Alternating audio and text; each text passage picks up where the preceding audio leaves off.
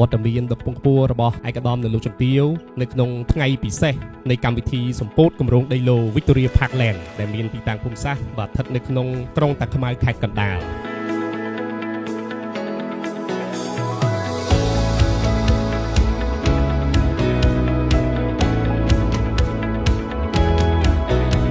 ស្វាគមន៍ការជួយផ្ដល់របស់ឯកឧត្តមតាំងជុងលីបាទនៅលោកជំទាវសារុនវិទូរ៉ា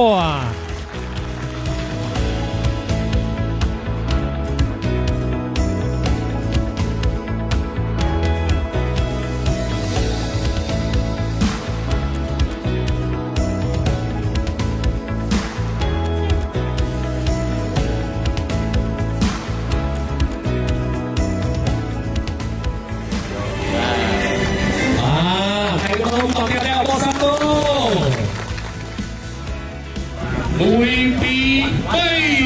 បាទត្រៀមបើកស្លាកសម្ពោធគម្រោងដីឡូ Victoria Parkland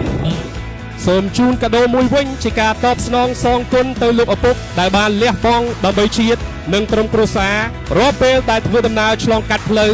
ដែលមានឈ្មោះថាវិថីបណ្ឌិតសុភាចារ្យច័ន្ទសារុន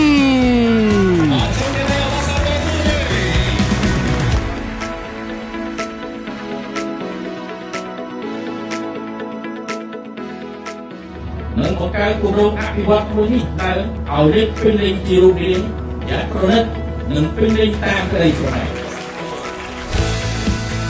ហើយវគ្គទី1យើងចាប់តាមសាមសុងនោះគឺត្រឹម30ហិកតាសិន20ហិកតាទៀតគម្រោងលើកទី2